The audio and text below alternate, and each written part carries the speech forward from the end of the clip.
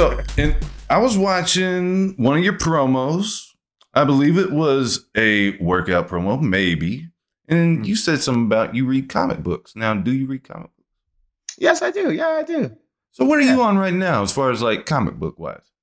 Oh man. I think the last thing I was reading a lot of this new Amazing Spider-Man run that they were doing recently that I was really, really into. I'm trying to remember who was writing it that I really liked. I'm a fan of Dan Slott. I don't actually hate his modern Spider-Man take, but this was like a new crop of people and they really took him into a fun direction. You're talking about when he had the Osborn suit and everything? No, not the Superior Spider-Man. No. I mean, I don't hate that era. But Superior Spider-Man is the when Doc Ock took over his mind. Yep. Yeah, I was reading it. I was read up on Superior Spider-Man. It wasn't for me, but I was read up on it. You know, I was just like, this is interesting. This is an interesting storyline. Where are we going with this? I read a lot of I like a lot of Spider-Gwen. That was like one of my favorite Spider-Verse stories to come out of that. And I was like, oh yeah, that's like a lot of fun. And I read a lot of Miss Marvel, Kamala Khan. I like her a lot. I think she's one of the best modern superhero creations in recent memory because she doesn't feel like a novelty. Oh, we needed to make a Muslim superhero. Like it feels like, oh, there was a lot of care and thoughtfulness put into this character, her upbringing, her origin, and her powers. You know. Mm. So, how did you feel about the show then? Since you like, I don't hate the show. It's just not. Like, it's not the same character. It ain't. Half mutant? Like Come on. Yeah, like she's not the same character. You know what I mean? And so and I get it. Like you can't, in the MCU, because things went a certain way, you can't tell these stories the same way. Like there's no Inhumans there. So you kind of have to make her this mutant, but then she's kind of not really a mutant. It's really weird to me. Her powers aren't the same at all. The Miss Marvel thing is kind of weird. Like her fascination with Captain Marvel it doesn't really make a lot of sense because Captain Marvel in that universe hasn't really been around. So it's like she wasn't on Earth like forever for like 5 years. Like, you know, it's like weird. You know yeah, there's no really documentation like Carol coming down. Okay, then she does this, saves the world. Okay, and she just goes back to space. Like, just goes back and does her thing. I don't know. Like, I don't know. Like, if she was a huge fan of like Iron Man or Captain America, I would be like, okay, that makes sense. You know? Yeah. Well, I mean, she did go to what was it, the Avengers Expo? At the first? Yeah. That's true. That's true. Yeah. That is very surprising that you said those things. My gosh. Okay, Leroy. I thought you were going to give me something wild like Image Comics, like Nice House on the Lake or something. But yeah. No, I mean, I really like what's it called? Saga. I don't know if you ever heard of Saga. I've never heard. They just haven't released. They just rebooted it, Leroy. Huh? I said they just rebooted it this year with number 55. Like the writer or whatever took off big hiatus. No, he was off for a while. I didn't even know. Like I know he was off for a while. Like I was like, oh, there's just not been a new issue for like 3 years almost. Like. Yeah. That's they just rebooted it, you said? Yeah. They're into it now and stuff. It's like came back with issue 55. Yeah, I got the issues in there. I'm a big old comic book head. I was going to ask you though, Leroy, do you have any valuable comic books? I do not. I collect some cool variants that I think are cool. They're sentimentally valuable to me. There's in New York, there's Midtown Comics. It's like a little chain. I buy from them all the time. Yes. Oh, hell yeah. Hell yeah. There's like 3 locations in New York. Yes. I love stuff by Midtown Comics is they have like the coolest variants. They have a lot of Midtown Comic exclusive variants and stuff, as you probably know. So like I'll collect some ones that I just think are cool. Like I'm like, oh, this is a really cool Spider-Gwen one, you know, or this is really cool this one or whatever. And I'm just like, that's it. You know? Really enjoy that. I usually get cover A, but you know, if it's a hot variant and it just looks like it's iPod catching or whatever, you know, I'll get it myself too. Yeah, like I'm a sucker for a cool little holographic variant too. Like, oh, that's and the foil. Everybody loves the foil. But, you know, there's this really cool Flashpoint that I had gotten one where it was like Batman and Flash, and it was a holographic, and it would flip from Flash and it flipped to Batman. It was really cool. Yeah, there's like a new 52 Flashpoint thing. Oh, okay, it's back with that. Okay. Yeah. Because they just got done with the Flashpoint Beyond. I know that. They're never gonna let Flashpoint die, huh? They're just gonna keep Flashpoint. They're relaunching DC again. I know. I can't. I'm tired of the DC relaunches. Like some of the stories are cool. Like let me not come at them. Some of the stories are cool, but it's just like I'm tired. Like why I gotta relearn Superman? Why I gotta relearn Batman? Like, like I know these characters. Like why can't just tell me it's a different universe or something? Like why we gotta kibosh the other one? Like why do we always have to like stop this, stop the presses, and just jump to something completely new? Like at least when Marvel does like the Ultimates or a new universe or world, it's a different world. They don't retcon the previous stuff, maybe elements or something like that, but they won't retcon it. Right, and I'm glad you said the Ultimates, yes, because the Ultimate Spider-Man wasn't even called Avengers, just called the Ultimates, yes, all that good stuff. But no, I really liked a lot of the Ultimate ideas. Ultimate Spider-Man, when I was a kid growing up, I was reading that. That was a lot of like the Spider-Man that I read that I kind of came up with, like where I was like, oh, like this is Spider-Man for me.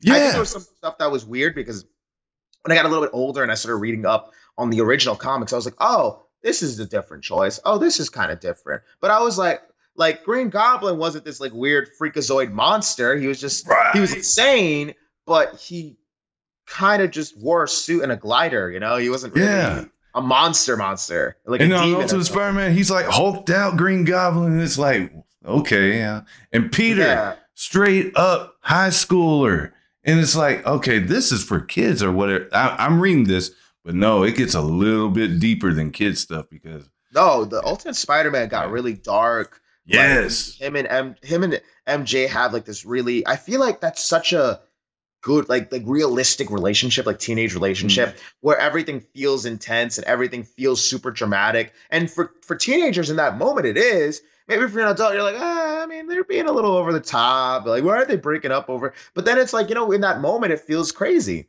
And I think like that's what they nailed is that in a lot of other Spider-Man comics, they kind of gloss over him being a teenager. Like, it's like, oh man, I missed my math test or whatever. Like with him, it was like he was struggling. Like life was hard for him, like he could not juggle everything. And you just feel like he's like this teenager who just can't get his life together. Yeah. Did you shed a tear when Peter died? I did. I felt that. I really felt that because like it was like, first off, he died. Like it wasn't like there wasn't some catch-22. There wasn't some he's gonna come back. They're gonna do something. It was like no, he died, and we felt that. We grieved that. Like his universe grieved that, and then it led to something beautiful, which is continued because I look at Miles Morales and he's a continuation of that Spider-Man. Because there's such a cool, tragic story, of course, of like, hey, I had powers. I could have probably helped him. I could have maybe I couldn't save him, but I could have at least helped him. But I didn't do anything. And that was his Uncle Ben moment of like, man, the great power, great responsibility. Like I could have stepped in. I could have did something. I should have did something. Yeah. Because I could have, and I didn't. And now I wear black to mourn him, to mourn that opportunity to save Spider-Man. And now I got to be Spider-Man. And I think that's so cool. And it's continued in that. Like, obviously, Miles Morales, Spider-Man is, he exists. He's got his run still going. And I just think there's something really, really cool about that. Such a cool layer that's added to that because there's this tragedy in that he has to now fill in the shoes for his mentor or his would-be mentor because he didn't even mentor him. You know what I'm saying? Yes. Yes. Well, I mean, dang, Leroy, I was just going to... You don't have slabs or anything? You just okay. You ever heard of that? Oh my God, those are cool. No, I did not, unfortunately. But yeah, like that's just my slab, like signed by Todd the God. You ever meet him? Nah. You ever meet any art, dude? I've got a lot of like when I was younger, I had like collected a bunch of like encyclopedias of the characters. They would break down all their different comic books and stuff like that. Yes. And that was how I'd read up. When I was a kid too, I would like run to like Midtown Comics. I'd run to like Barnes and Nobles, run to there's a spot in New York called Forbidden Planet. That's another like in-house. Okay, yeah. Okay, you're the New York comic book scene. Like there's some big ones and like so like those are the spots I would just read the comic books. I would try to get the variants that I liked and stuff like that. It just like I'm not a huge collector, like I'm not, but I feel like that's something I want to do when I get a little bit older, like just because like I like to consume, I like the content, I like to consume the stuff, I like to play video games, I like to read comic books that I think are interesting and like, you know, touch me and stuff like that. But like in terms of collecting them, I've been very much like very very poor kid mentality. I'm like, all right, I got it, all right, let me save my money for the next one so I can whatever, instead of getting a huge limited edition one that costs an extra $100 or something. But now I'm like, man, I really want to get something to deck out my shelf, to get something to like really just like, when I have the space to just put on like a trophy scale or something, you know? Mm-hmm. Are you familiar with Donny Cates at all? Who was that? Donny Cates. Donny Cates. It's like him. Oh, and there's another guy. Ooh, he's been tearing it up. He just did the Batman run. Ooh. James Tynion the Fourth. I'm saying yes, that name sounds familiar. Yes. Yeah, them two, like, if you haven't read any of them, I just recommend reading them and stuff if you ever get time. But yeah, I'm basically reading like the new Thor line and Hulk and Venom, you know. Were you reading Immortal Hulk? I was not, but I know the premise of it. Hulk was a lot of fun. I really enjoyed reading that. It was such an interesting take on the character because, like, I think Hulk gets a bad rap because people just think that he's just it's just Frankenstein. Like when he's angry, he turns into a monster and da-da-da. But then it's like it's a very simple story. There's not a lot of nuance to it. But like I feel like they took this really interesting spin where it's almost like the Hulk is like this possessed, everlasting entity that will always just destroy. You know, it was very fascinating. You know. Yeah, dude, and I imagine you read all 50 issues, right? Or no? No, I read through it, yeah. Okay, so you tell me, at the very end, when they see, I forget who they're trying to rescue, and it's the one above all and the one down below, and it's like, and the one down below was like the one above all along. No, that completely lost.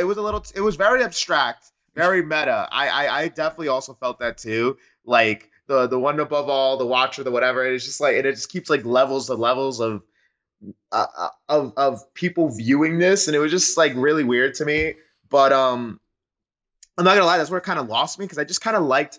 I'm more of an individual. Like I don't need everything to be this huge cosmic, universe changing whatever. Like sometimes I just like the stories, man. Like as long as I can feel something for these characters, feel something for what's going on with them in this journey to get somewhere, then I'm good. I'm banked in. I'm invested.